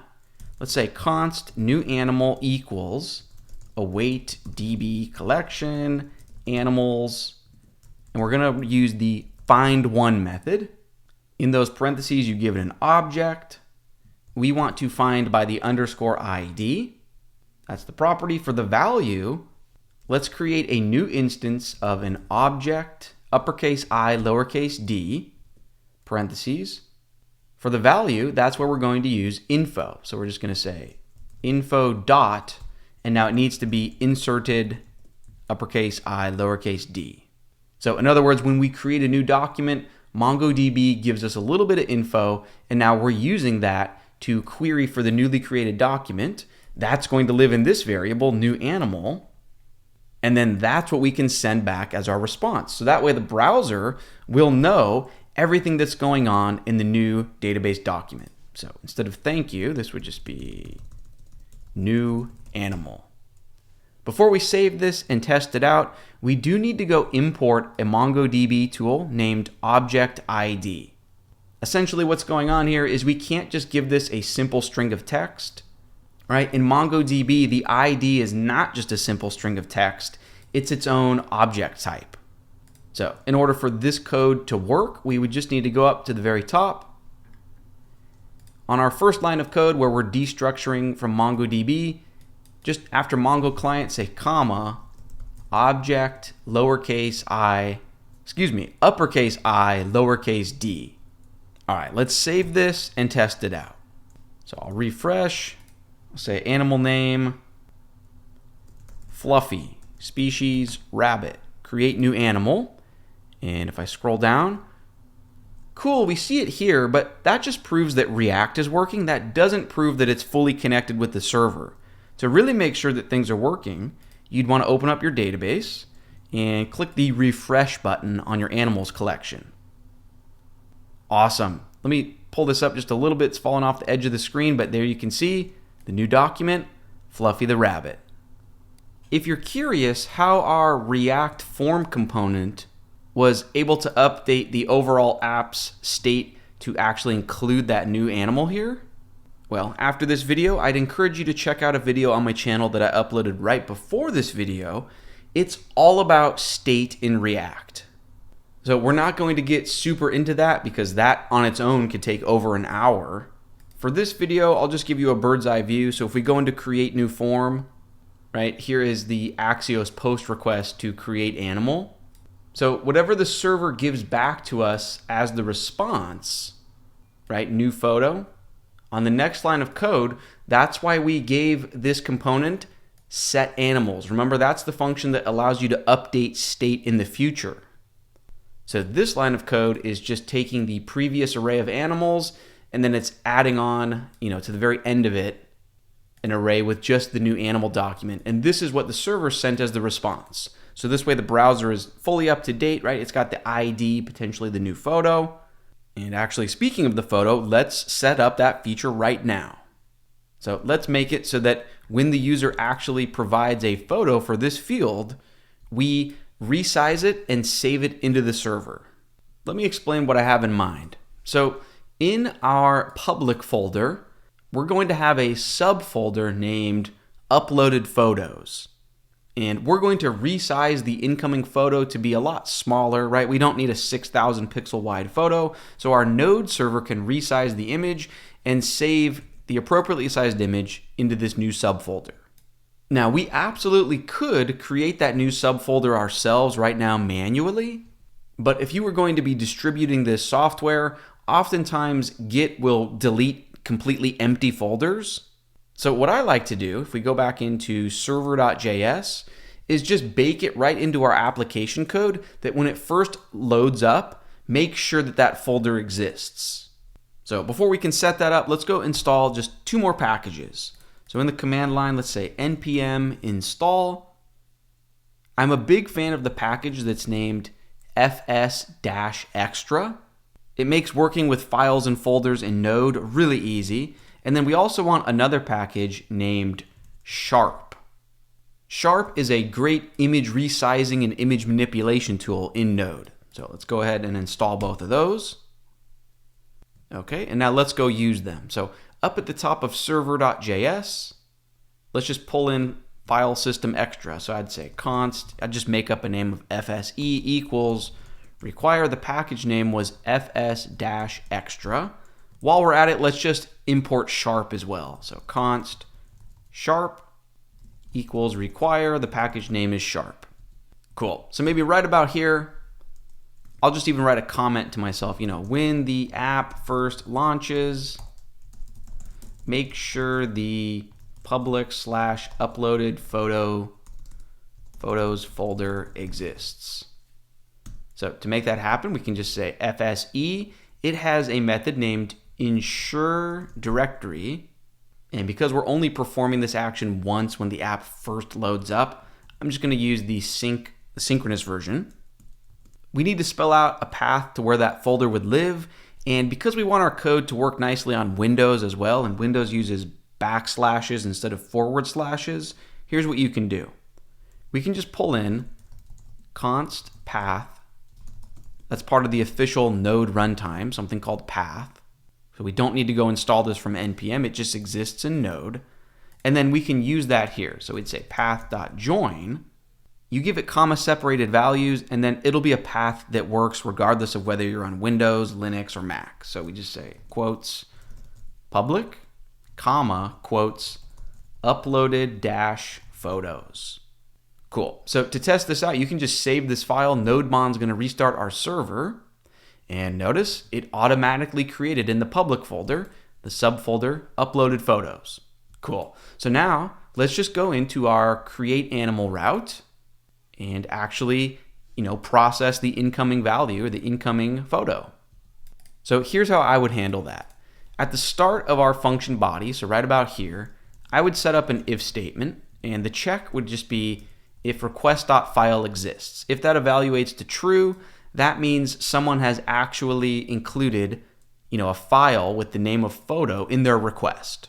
So only if that's true do we want to run this code. Now, before we resize the potentially huge incoming image, let's first make up a file name that we would want to save it as.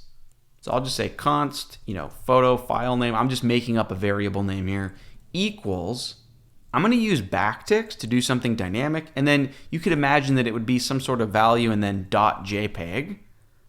So let's leave the .jpeg, but hollow out that value and then say $ curly brackets. And I'm just going to say uppercase date and then call the now method.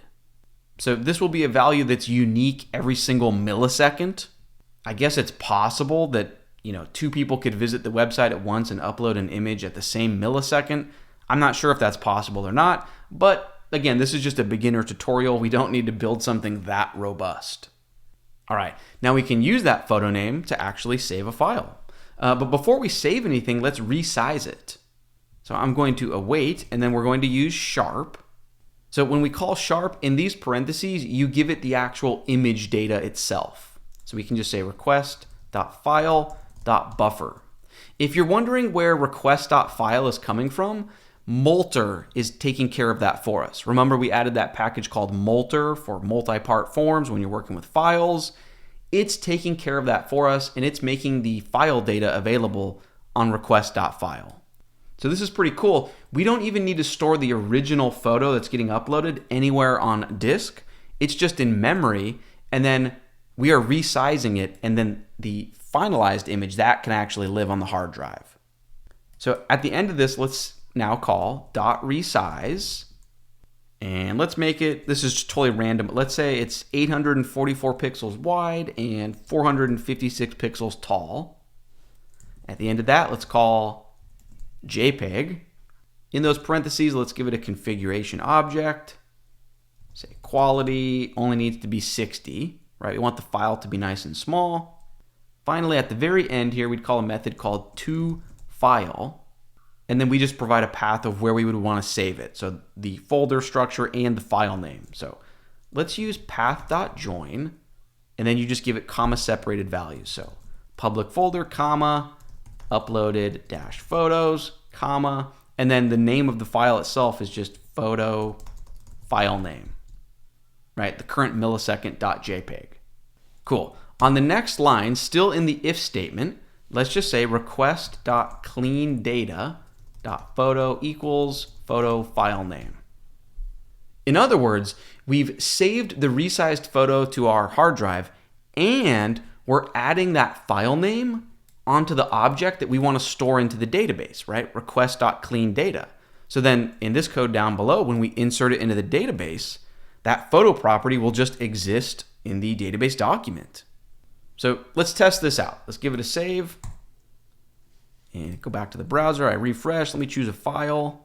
So you would need to have an image laying around on your hard drive somewhere. I'm a big fan of the website called Unsplash, but I'll use this picture of this dog. And I'll just say example dog for the name, species dog, click create new animal. If I scroll down, perfect. There's the image. Let's go actually find it on our hard drive, right?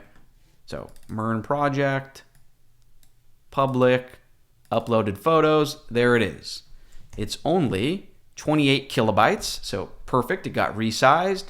And if we go look at our database, if I click refresh right about here, awesome. Notice that example dog now has an additional property of photo, and it has that specific unique file name. All right, let's keep moving forward. Before we work on the edit or update an existing animal feature, let's work on the delete feature. We'll save the edit feature for last because it's the most complex. So to get started on the delete button, before we worry about the server side of things, let's go look at what the client-side JavaScript is doing when you click on a delete button. So in the SRC folder, you can look in components, click into animal card. Around line number 71, so this area here, that's the delete button. So you can see that when it's getting clicked on, it's just sending an Axios request.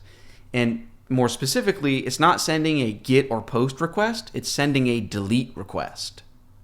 In a delete request, you can't send along an object with data, you're just sending a delete request. So essentially, when you're spelling out which animal you want to delete, you just bake that into the URL that you're sending the request to, right? So this is sending a request to /animal/ and then 123 ABC. whatever the unique ID for the animal is. That's it. It's up to the server to make sense of that incoming delete request and URL. So with that in mind, let's jump back into server.js and let's set up a new route for deleting an animal. So maybe below this create animal route, I would just say app.delete, right, for a delete request. The route was /animal/ and now this is going to be different for each one, right? Every animal has a different ID value. So what you can do is just say :ID, and now it's a dynamic parameter. Okay, after that, comma, then our function, so async, parentheses, arrow symbol, curly brackets. In these parentheses, be sure to have request response. Now, because the incoming ID of the animal they want to delete is going to live in the URL instead of an incoming body of data, that means that our cleanup isn't going to get to run on the ID. So just to make sure that that ID is a string value and not in any way something that could be misinterpreted as an object, right? Because I don't want a user submitted object getting anywhere near my MongoDB database. I'm just going to say if type of request.params is how you can access the wildcards in your URL. So because we said :ID, we can access that on request.params. So params.id, whatever you named it here. If that does not equal a string, then I'm just going to set it to be an empty string. So request.params.id equals empty string. Cool. So now I'm safe to use request.paramsID in my actual MongoDB code. So on a new line, we can just say db collection. Ours is named animals. It has a method called delete1. You give it an object based on _ID. We're trying to delete the item where new object ID is whatever was in the URL. So request.params.id. After that, to end the request, we can just say response.send, good job or thank you. Our front end doesn't need any specific value. We just need to end this request. Before we save this and test it out, let's think about what should happen if you delete an animal that had a photo associated with it. Now, we don't need to do this, but I think it'd be cool if when you delete an animal, we also delete its related JPEG from our uploaded photos folder. So to make that happen, here's what I would do. Right above this DB collection line we just wrote, I would look up the document based on the incoming ID. That way I can find out its photo value. So I'd probably just say const, I'll just name it doc. I'm just making up a variable name that, for document, equals, await DB collection animals, find one, curly brackets, _ID, where new object ID is request.params.id. Cool. So now on a line right below that, I can just say if doc.photo, right? So I'm saying only if the item in the database actually has a property called photo, only then do we need to delete a file, right? If it doesn't contain that, there's no file to delete. So if that's true, we can just say fse.remove, and then you just spell out the file you want to get rid of. So path.join, quotes public, comma, quotes uploaded photos, comma, and then the name of the file is doc.photo. Cool. Let's save this and test it out. And really, let's test it out specifically on that cat that I just created, or excuse me, this dog that I just created. So refresh. We only have that one JPEG in our folder, but if I go ahead and click delete on that dog, cool, React got rid of it. That photo is gone, and if I refresh my database, the dog is gone. Perfect. At this point, let's build the final feature of our client-side JavaScript, which is the edit or update an existing animal. So currently, if you click the edit button, yes, it changes the interface. So here you can choose an image, here you can change the name and species, but nothing is actually being sent to the server until you would click this save button. So let's go take a look at where React is trying to send that data. So back in the animal card component file, When that edit form gets submitted, when you click that save button, it's going to call this function. And around line number 28, we see an Axios post request to /update animal. There's different ways you can handle this. Instead of a post request, we could have used a put request and then include the ID of the animal in the URL. I went with this route just to keep things simple, just to not introduce yet another type of request. Anyways, let's go into our server.js file and set up a route for update animal. So in server.js, maybe just right below our delete request, we can say app.post when someone sends a post request to /update-animal, comma. Let's go ahead and use molter. So upload single. We're looking for a field named photo. After that, comma, let's use our reusable our cleanup middleware, comma, and then finally we can provide our actual function. So async, in the parentheses, request response, arrow symbol, curly brackets. The first thing I'm going to do is differentiate between a request where they did and didn't include a new photo, right? So are they just trying to change the name and species, or did they actually include a new JPEG? So I would just begin with if and an else block. The condition would be if request.file, right? If that's true, that means they included a file that they're uploading. I'll even write comments just to stay organized. So if they are uploading a new photo, down here I'll say if they are not uploading a new photo. Cool. Now if they are including a photo, we don't need to reinvent the wheel. We can just scroll back up and look in our create animal route and just borrow these 3 lines of code, right? That come up with the millisecond unique file name, the sharp code, and then adding that to our clean data object. So I would just take those 3 lines of code, just copy them, back down here in the if block, just paste that in. Cool. And then still in that if block, let's go ahead and actually perform that update in the database. The reason I'm going to include that in the if block is because I want to retrieve a little bit of data about the old document that we're updating. Essentially, I want to see if it already had a photo previously. I want to delete that old photo from our hard drive. So I would just say const, you can make up a variable name. I'll call it info equals await DB collection. Ours is named animals.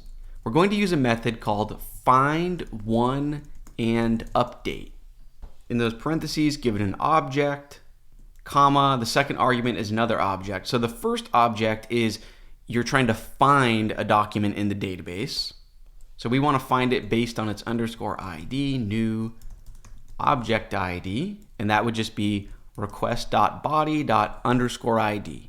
So when React sends over the request with the new name and species, it's also sending over the ID for the one that's trying to get updated. The second argument, this is where we spell out how we want to change the document that we found.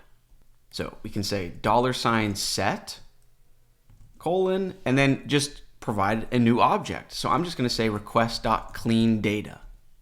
Cool. Now right below that line, I'm just going to check to see if the old document, so when this operation runs, it's going to give us back information about the previous version of the document before we updated it. So I'm just going to look at that and see, did it already have a photo? If it did, I'm going to delete that old outdated photo from our folder. So I would just say if, condition would be if info.value.photo. If that's true, just use FSE to remove, and then to create a system agnostic path, it would just be path.join public, comma, uploaded photos, comma, info.value.photo. Cool. Now finally, after that if statement, but still in our overall outer if, I'm going to send back to the browser, so response.send photo file name. So our React, if it gets a response that evaluates to true, it's going to interpret that as the new name for the new photo, right? So imagine this was a picture of a dog, but then you clicked edit. The browser doesn't know the URL for the new JPEG, so we're sending it back as the response. If instead we send back something that evaluates to false, then React will know that it doesn't need to update anything extra. So Now let's work on this code. So if they are not including a photo, we would still want to find and update something in the database. So to save a lot of typing, you could just borrow this code. So from DB collection all the way to the end of the line, right? Just paste that here. I'm not even going to bother awaiting until it's finished, because in this case, the client doesn't need any new data, right? If they didn't include a new photo, the client, the browser already knows the new desired username and species. So let's just end our response. So response.send, and just send back false. Cool. Let's go ahead and test this out. So I saved that file back in the browser. Let me refresh. Whoops. Let's see what the error is. If you go to the command line, duplicate parameter name, request. Aha. Okay. So around line number 71, when I spelled out the async function, obviously the parameter should be request and response, not request and request. Cool. Let me save that again and test it out. So first, let's just try updating an existing animal without worrying about a photo. So maybe I'll add a few exclamations to the end of this name and the species, click save. Actually refresh to make sure that it was saved in the database. Perfect. Let's try adding a photo to an animal that previously didn't have a photo. So I'll click on pers loud, choose a file, I'll choose this image, click save. Cool. So now in our uploaded photos, we just have that one cat image. Let's try updating an animal that already has a photo. So I can click on edit again, choose a different cat picture. So if I choose this photo, click save. Cool, it deleted the old photo, now I just have that photo. At this point, that means we have completed the client-side JavaScript or the React portion of the project. Now we're gonna move on to the final feature, which is a little bit of extra credit. Here's what I have in mind. If we go back to just the home page, or I guess you could use this link, right? So the public, just base URL, it's still using this super boring looking list. So wouldn't it be cool if this public listing page could use the exact same animal card template so that it could list them and have them look like this? Better yet, since our public front end doesn't need any interactivity, it doesn't need client-side JavaScript, wouldn't it be cool if our server could speak JSX and literally use that same animal card React component to generate, static HTML on the server side? So in other words, the browser for this public homepage URL, it would not even need to load a single ounce of client-side JavaScript. The server would just send it traditional old HTML, but it could look exactly like this. Now, if you've ever heard of something called Next.js, you know that using a React component for both client-side JavaScript and server-side rendering, that's not a new concept.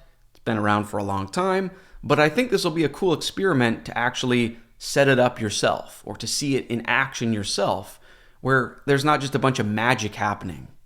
Let's get started. So just like the web browser doesn't speak JSX, our Node server environment doesn't speak JSX either.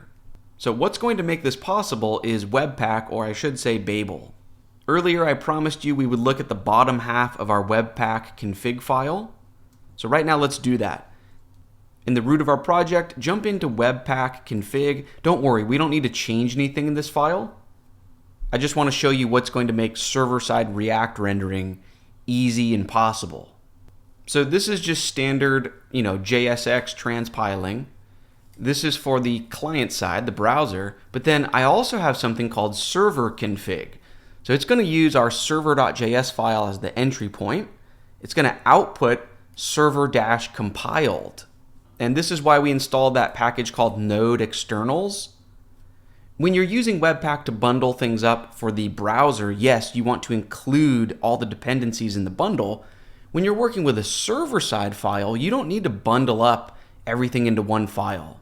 So Node externals just makes it easy to work with, third-party NPM packages without having Webpack actually bundle everything up. Okay, and then down at the bottom, instead of just exporting one configuration object, we're exporting an array with both of them. So we may not have even noticed it yet in this video, but we have a file named server-compiled.js. So do this with me. In the command line, go ahead and press Control-C to stop our task from watching us. and then go into package.json. And in our scripts area, on our task that's named our server, just change this from nodemon server to be nodemon server dash compiled. So we can go ahead and hit save and then relaunch it, right? So in the command line, npm run dev. Cool. So what's the difference? Well, now for just our base homepage URL, we can use React and JSX on the server side. So the browser doesn't need to run any JavaScript. We're just going to generate a string of HTML on the server side. Let me show you how we can do this. So jump into server.js and scroll up to the very top. Up where we're importing packages, include these new ones with me. Let's say const react, uppercase react equals, and then just require in the React package. Let's also say const react dom server equals, and then just require in the packages react-dom / server. And finally, let's pull in our animal card component file. So I'll say const uppercase animal card equals require // go in the source folder, go in the components folder, and grab the animal card file. Now just a quick tip, our animal card file is using modern ES modules, or the modern syntax for exporting something. Whereas in this file, we're in the Node.js environment, we're using CommonJS. It has a different way of requiring or importing and exporting objects from files. So in order to get those two different syntaxes to play nicely together, at the end here, we can just say .default. And that way, even though this file is exporting in a modern ES module, we can require it or import it here in CommonJS. Cool. So now we have all the ingredients we need, right? We have React, we have React DOM server, and we have the component that we want to use. Now let's just go find our homepage URL route. So for me, that's around line 35, right? A GET request to just /. Cool. So we've already got a database query that will pull in all of the animals. Below that line, but still above the response.render line, so right here, let's do this. Let's make up a variable name. Let's say const, and I'll make up a name of generated HTML equals, and now here's the cool part. We can say React DOM server. And I know that in modern React, there's something called render to pipeable stream that's ideal for a Node environment. And that's great. You can probably get a bit better performance using that, but I'm trying to keep this video simple. So we're just going to use something called render to string. Parentheses to call that. And now here's the cool part. In these parentheses, we can spell out JSX. In between the parentheses, we can drop down just so it's easier to type. Let's start with a div. Let's give the opening tag a class name of container. Inside that div, let's have another div and give it a class of animal-grid. And let's give it a secondary class of maybe margin bottom 3. Inside that div, let's just loop through all of the animals from the database, and we can reuse the animal card component. So curly brackets for something dynamic in JSX, just say all animals.map.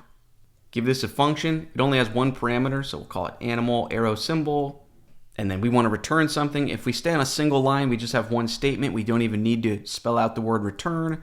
We would just want to return, though, an animal card component, and then just give it all of the props that it would need. So let's say key equals animal._id. Let's give it a prop of name. That would equal curly brackets animal.name. Let's give it species equals animal.species. Let's give it another prop of photo equals, curly brackets, animal.photo. Let's give it ID. ID equals animal._ID. And finally, yes, in the admin side of things, we wanted our animals to have the edit and delete buttons. But for the public listing, they don't need this whole bottom area with the buttons. So I actually coded our component to where if you give it an extra prop of read only and you set it to true, it just won't even display those buttons at all. Cool. Now maybe below this div, So still in the container, but below this animal grid div, I'll have a paragraph and I'll have a link, and it will point to the /admin URL, and it will say, log in or manage the animal listings. Cool. So we now have this variable, or this string of text or HTML, called generated HTML. You could just spell out an entire HTML document and just send that here. So instead of using response.render, you could just say, response.send and send over a giant string of HTML. But you can also mix and match. So we can continue to use our EJS templates. And check this out. It's just, instead of giving it the animals, the raw data directly, we can just give it, generated HTML. I like this approach because then in terms of, your HTML boilerplate, that can still live in the EJS file. So we can save this, go into your views folder and click on home.ejs.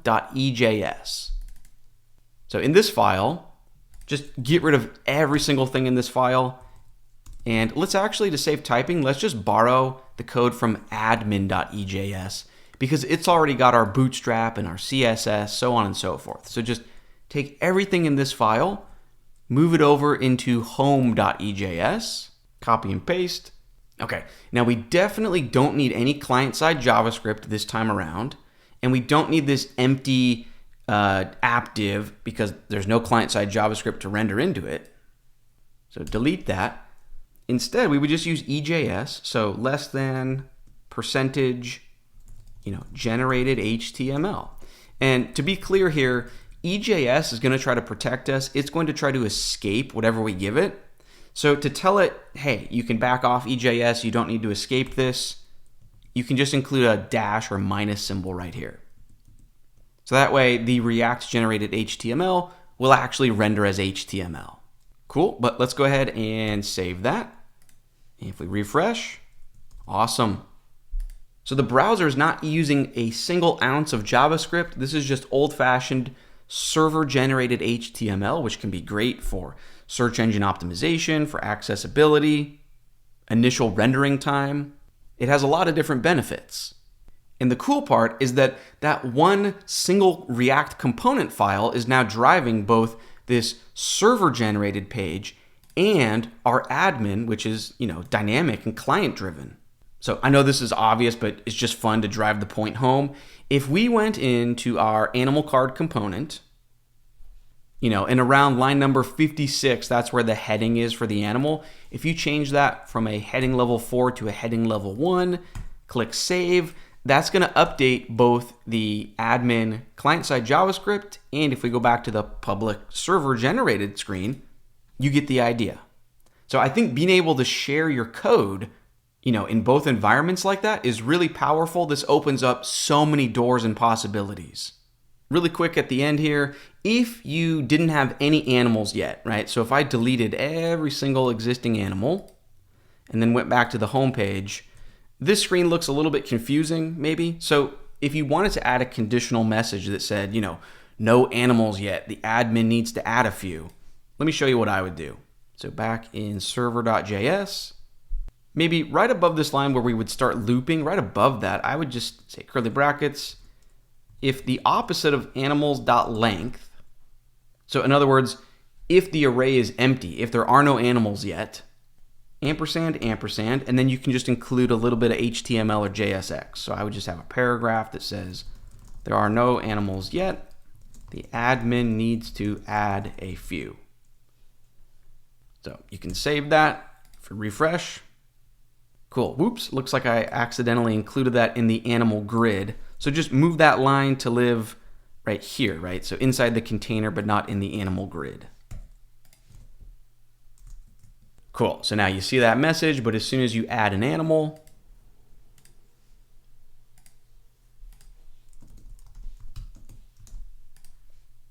go back, awesome. Okay, now that actually is the end of us working and building and coding this. At the end here, I do want to talk about a caveat, and that is that a malicious user could very easily, well, first of all, they'd have to have the admin username and password, right? But because we used a simplistic login mechanism, someone could brute force login.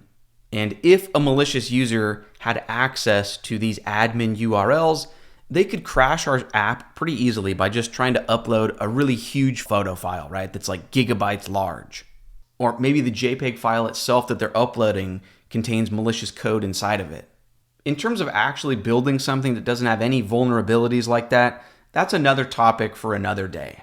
To give you a hint though, in the real world, if I was building something that the general public was going to be aware of so that, a lot of people would be wanting to hack it, I would never, ever let people just upload files to my server like this. I'm not saying it's impossible to build something secure like that, but I would much rather use a service like AWS or Cloudinary. In other words, I'm going to trust people who have dedicated their entire careers to making sure that malicious users can't find vulnerabilities when uploading files. So essentially, you could generate a one-time use token on your server, give that token to the visitor, and then they would upload the file directly to, Amazon's hardware or Cloudinary's servers, right? And then it's the job of those services, their entire job, 40 hours a week, is just to make sure that there's no vulnerabilities in terms of uploading files. So maybe in a future video, I can create a Cloudinary tutorial, right, where we integrate our Node server with, letting users upload images to Cloudinary. That would be a much more robust, secure solution. But again, that's another topic for another day. Cool. That is going to bring this video to a close. If you enjoyed this video, you might also enjoy my premium courses over on Udemy. So I have a course entirely all about React. We build the front end for a social networking app. It's got live chat features. You can follow users, so on and so forth. I also have another course about full stack JavaScript. So this is the course where we actually learn about, cookies and CSRF protection, actually letting users register for an account and, validating their username and password, so on and so forth. Anyways, thank you so much for watching this video. I hope you feel like you learned something, and stay tuned for more web development tutorials.